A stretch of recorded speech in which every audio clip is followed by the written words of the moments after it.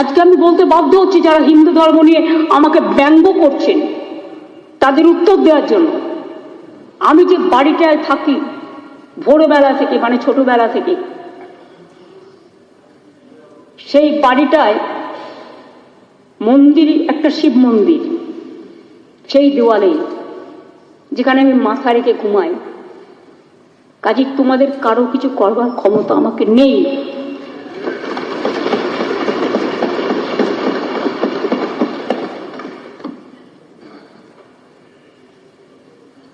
কি বললেন? হিন্দু ধর্ম নিয়ে বলতে গেছিলেন। হিন্দু ধর্মটা কি? নাকি সরস্বতী পুজো করতে দেওয়া হয় না বাংলায়? সব বাড়িতে বাড়িতে পুজো হয়েছে, সব স্কুলে পুজো হয়েছে, সব কলেজে পুজো হয়েছে, সব ক্লাবে পুজো হয়েছে, সব পাড়ায় পুজো হয়েছে। অন্তত 2 কোটি পরিবারও যদি ধরে নেন, মানে এক একটা পরিবারে যদি 3-4 জন থাকে, এবং ক্লাব যদি ধরে নেন, 3-4 কোটি পুজো হয়েছে সরস্বতী পুজো। একটা জায়গার একটা ঘটনা নিয়ে আপনারা আমাকে কলঙ্কিত করলেন, বাংলাকে কলঙ্কিত করলেন, আর হিন্দু ধর্মকে কলঙ্কিত করলেন। ব্যাপারটা কি ছিল জানতে হবে। আমি অন রেকর্ড করে দিয়ে যাব, সেখানেও পুজো হয়েছে। আর আমি যোগেশচন্দ্র চৌধুরী কলেজের, ডিগ্রি কলেজের স্টুডেন্ট ছিলাম না, আমি যোগমায়া দেবী কলেজের স্টুডেন্ট ছিলাম। আমি যোগেশচন্দ্র চৌধুরী কলেজের ল কলেজে পড়তাম। যেহেতু ওখানে একটা বিল্ডিং মেটেরিয়ালসে একটা কাজ হচ্ছিল, কনস্ট্রাকশনে, একটা জায়গায় গার্বেজ পড়েছিল, রাবিশ পড়েছিল। তাই ওরা বলেছিল গেটের সামনে না করে তোমরা একটু সরিয়ে নাও। ওরা গেটের ভেতরে করতে চেয়েছিল। তারপরে তো কোর্টেও যায়। কোর্টের নির্দেশ অনুযায়ী 2টো পুজোই হয়েছে। যোগেশ চৌধুরী হয়েছে, যোগেশ চৌধুরী ল কলেজও হয়েছে। এটা হচ্ছে যোগেশ চৌধুরী কলেজের, ল কলেজের সরস্বতী পুজোর ছবি।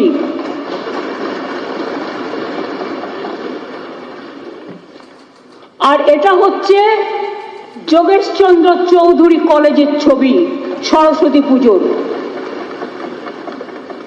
আমি এভিডেন্স দিয়ে প্রমাণ করে দিলাম, এবং অন রেকর্ড আমি এই 2টো স্পিকারের কাছে হাউসে আমি টেবিলে রেকর্ড করতে চাই। এত মিথ্যে, এত কুৎসা। आगे तो बोलते दिल्ली नेतारा ऐसे, ममता जी तो सरस्वती पूजा भी नहीं करने देता, दुर्गा पूजा भी नहीं करने देता। कत दुर्गा पूजा হয়, কত সরস্বতী পুজো হয়, কত লক্ষ্মী পুজো হয়, কত গণেশ পুজো হয়, কত ভোলে বাবা হয়, কত সর্বধর্মের হয়। আমাকে বলেছে আমি নাকি হিন্দু ধর্মকে তাচ্ছিল্য করি, আর আমি মুসলিম লীগ করি। আমাকে এই জীবনে এসেও শুনতে হবে, এত সংগ্রাম করার পর, যে জম্মু কাশ্মীরের টেরোরিস্টদের সাথে আমার সম্পর্ক, আর বাংলাদেশের সাথে টেরোরিস্টদের সাথে আমার সম্পর্ক। আমি স্পিকার স্যার বাংলার মানুষকে বলবো, যদি প্রমাণ করতে পারেন একদিনে মুখ্যমন্ত্রী তো ছেড়ে দিয়ে চলে যাব,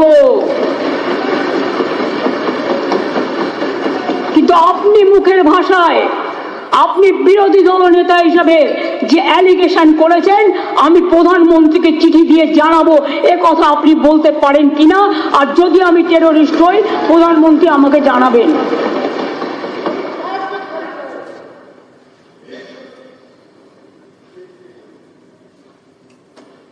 এখনো আমরা আছি বলে বাংলাদেশে এই ঘটনা ঘটে যাওয়ার পরেও বাংলা কিন্তু শান্ত আছে। এটা কিন্তু সর্বধর্মের মানুষের দান, সর্ববর্ণের মানুষের দান, সর্বজাতির মানুষের দান। এটা কিন্তু মনে রাখবেন। আপনারা তো বর্ডারে গিয়ে উস্কে ছিলেন, বাংলায় উস্কে ছিলেন, ভুলে গেছিলেন বাংলাটা দেশের মধ্যে, বাংলাটা দেশের বাইরে নয়। বেঙ্গল নেপাল বর্ডার আছে, বেঙ্গল ইজ দ্য কি স্টেট, সবচেয়ে গুরুত্বপূর্ণ স্টেট সারা ভারতবর্ষে। মনে রাখবেন, বাংলার বর্ডার নেপাল, বাংলার বর্ডার ভুটান, বাংলার বর্ডার পাকিস্তান, বাংলাদেশের পরেই বাংলাদেশ, বাংলাদেশের পাশে পাকিস্তান, মায়ানমার, ওদিকে ভারতবর্ষের বর্ডার শ্রীলঙ্কা। কিন্তু আমাদের এখান থেকে মাত্র 3 ঘন্টায় সিঙ্গাপুর এবং ব্যাংকক মাত্র 2.5 ঘন্টায়। মনে রাখবেন, Bengal is the gateway of north eastern region, Bengal is the gateway of Sikkim. মনে রাখবেন, বাংলার রাজ্যটা রাজনৈতিক কারণে, ঐতিহাসিক কারণে, আভ্যন্তরীণ নিরাপত্তার কারণে এবং ইন্টারনাল অ্যান্ড এক্সটার্নাল নিরাপত্তার কারণে, মনে রাখবেন, আমরা আছি বলে বাংলা কখনো কোনো কিছু কোশ্চেন করে না দেশের কোনো ব্যাপারে। আমিও তো কোশ্চেন করতে পারি। যারা এলো তাদের শিকল বেঁধে নিয়ে আসা হলো কেন? কি উত্তর আপনাদের? বলে দিচ্ছেন ওটা ওদের প্রোটোকল। মাননীয় প্রধানমন্ত্রী, আপনাকে সম্মান জানিয়ে বলছি, আপনি যেদিন প্রেজেন্ট ছিলেন সেদিনও কিন্তু তাদের নিয়ে আসা হয়েছে এইভাবে। তা প্রোটোকল তো এক একটা দেশের এক এক রকম হয় না, মানবিকতা তো সবার ঊর্ধ্বে। কিন্তু আপনি কি একবারও প্রতিবাদ করেছিলেন? মিস্টার জয়রাম রমেশ, তারা কিন্তু বাংলার লোক নয়, তারা কিন্তু গুজরাটের লোক, মহারাষ্ট্রের লোক, পাঞ্জাবের লোক। তা সত্ত্বেও কিন্তু যদি কেউ ঢুকেও থাকে, নিশ্চয়ই আপনি সসম্মানে আপনি বলতে পারতেন, আমি ফ্লাইট পাঠাচ্ছি, আমার ফ্লাইটে করে আমি আমার ভারতীয়দের নিয়ে আসবো। যদি কেউ ইল্লিগালি ঢুকে থাকে, ওই দায়িত্ব নিয়েছিলেন? আজকে যদি আপনারা দায়িত্ব নিতেন, তাহলে অন্তত তারা সম্মানের সাথে ফিরে আসতে পারত। কিন্তু সে দায়িত্ব তো আপনারা নেননি। পায়ে শিকল বেঁধে, হাতে শিকল বেঁধে 40 ঘন্টা ঘুরিয়ে ঘুরিয়ে শিশু থেকে মহিলা কেউ বাদ দেয়নি। তা সত্ত্বেও আমরা তো কিছু বলিনি। আজকে বলছি কারণ আপনারা বাধ্য করছেন এ কথাগুলো বলবার জন্য। না বলার পরেও আপনারা আমাকে টেরোরিস্টদের সাথে যোগাযোগ বলে দিচ্ছেন। এর থেকে তো মৃত্যু হওয়া ভালো। এই দেশটা আমাদের সবার দেশ। আমি মনে করি আমার ব্যক্তি অধিকার থেকেও আমার দেশের অধিকার অনেক বেশি। তাই দেশের স্বার্থে আমরা কখনো দেশের স্বার্থ বিঘ্নিত করার কোনো কথা বলি না। আমরা আভ্যন্তরীণ পলিসির ব্যাপারে সবসময় বলি, কেন্দ্রীয় সরকার যেটা করবে আমরা সেটাই মেনে নেব।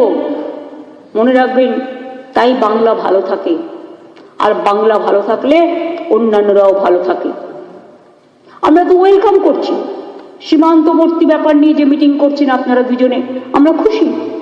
কারণ আমরা চাই আমার বাংলার শান্তির জন্য, আমার ভারতবর্ষের শান্তির জন্য বাংলাদেশও ভালো থাকুক, অন্যান্য দেশও ভালো থাকুক। আমাদের কি অসুবিধা আছে?